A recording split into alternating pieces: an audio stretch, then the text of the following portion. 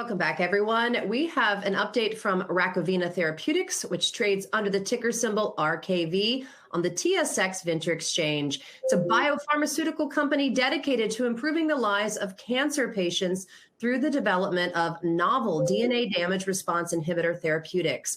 The company recently had data published in the Journal of Clinical and Translational Research and is currently advancing its lead KT-3000 program towards human clinical trials next year. Please welcome David Hyman, CFO of Rakovina Therapeutics. Welcome back, David. Thanks, Anna. It's great to be back. So tell us about this recent publication. Yeah, so the last time we spoke in June, we mentioned that this publication was in process, so we are happy today to provide the update that has been accepted and published. The publication is in the Journal of Cancer Research and tells the story of our KT-3000 program, which is currently the lead program at Rakovina and will be our first program to move into human trials next year. Importantly, this is a peer-reviewed scientific journal, so all the data included in the publication has been reviewed, vetted, and often replicated with additional testing and experimentation at the request of the review panel prior to publishing. So this is a rigorous process, and the successful acceptance of this publication is a testament to our dedicated research staff at the University of British Columbia, as well as our experienced Science Advisory Board, which oversees all our research. So the publication provided a chronology of the KT-3000 program from inception all the way to exciting new animal data which support the efficacy of the KT-3000 molecule.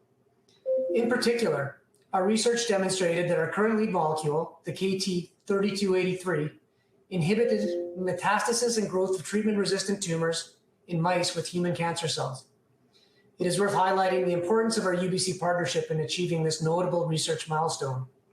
We believe Rakovina is able to punch way above its weight class on the research front with access to robust, world-class research facilities within a single facility. This allows us to move quickly and efficiently. So just for example, all of our animal studies and experiments, including those referenced in our journal publication, are done by our own staff in UBC facilities, which provides fantastic control over time and cost. Most biotech companies our size would be required to outsource some or all of these activities, which can often lead to delays and unexpected costs. So we have progressed from an initial discovery to a preclinical lead in less than 24 months, which is exceedingly fast in the context of drug development. Finally, the publication has been a fantastic catalyst to start conversations with biotech-focused venture capital firms and institutional investors who will be important partners as we move into clinical trials next year. It is great to have peer-reviewed scientific data as the cornerstone of a due diligence process with investors and potential pharma partners. Well, congratulations about that. Talk a little bit more about why the company's excited about this KT-3000 program. Yeah, so the KT-3000 program is a novel, patented dual-function PARP inhibitor, which is designed to address unmet medical needs related to the development of resistance to current generation PARP inhibitors, which are widely used in the treatment of BRCA-mutated breast and ovarian cancer. So there are currently 3 FDA-approved PARP inhibitors on the market, and these drugs generate approximately $3 billion in annual revenue. So these are blockbuster drugs and have been game-changing for patients, but we would consider them first-generation products with limitations that are becoming better understood as time marches on. And one of these limitations is resistance. It is common for patients to experience disease recurrence as their cancer becomes resistant to these existing therapeutics. Unfortunately, the current generation of products are essentially the same, so resistance to one of them means resistance to all. Our research to date, including the data recently published in the scientific journal we just told you about, demonstrates proof of concept that the KT-3000 series may represent a new treatment option for these patients who have become resistant to existing treatments. Now, when it comes to financing, David, talk a little bit about your current plans for financing. Yeah, so as we discussed in June, we were excited to close a $1.5 million convertible debt financing, and this was led by insiders and a committed core of long-term shareholders of Rakovina. This financing gives us cash runway to next summer. We believe that convertible debt financing has given us the luxury of time to finalize preparations of our lead KT-3000 molecule, while potential institutional investors complete due diligence on our science. We anticipate raising capital in the first half of 2024 to fund KT-3000 phase 1/2 trials, as well as advancing our other programs. Perfect. And when do you anticipate initiating the KT-3000 clinical trials? Yeah, so if all goes according to plan, we expect that to happen, complete an IND filing early next year. And by the second half of 2024, we anticipate, with proceeds of an institutional financing next year, to be in a position to start human trials by the middle of 2024. And can you talk a little bit about what is happening with the other programs beyond the KT-3000 series? Yeah, so we are continuing our research activities around the KT-2000 and 4000 programs. The next step in those two would be confirming a lead compound from the KT-2000 series. And that series, as a reminder, are potent PARP inhibitors designed to improve brain penetration, and we are anticipating that to be in the latter part of 2024.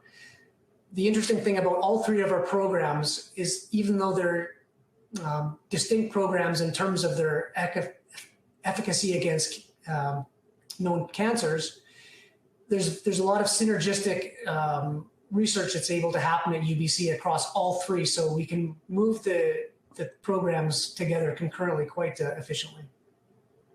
And Lynette Craig asks, is the debt convertible at a discount? And if not, what are the terms? And are you currently looking for equity financing?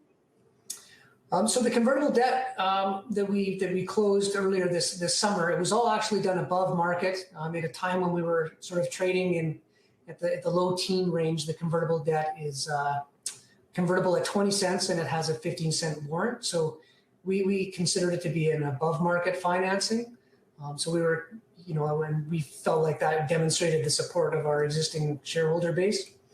And as mentioned, we will require additional financing to move into human clinical trials. We anticipate needing that financing in the middle part of next year. Our current cash runway takes us to summertime 2024. And Kathleen Hale wants you to give a timeline of upcoming milestones, including approvals and potential revenue. Yeah, so we're preclinical. We're a long way from having a drug to actually sell. But the important milestones from our perspective are the finalization of our lead molecule in the KT-3000 series, which we anticipate to be later this year.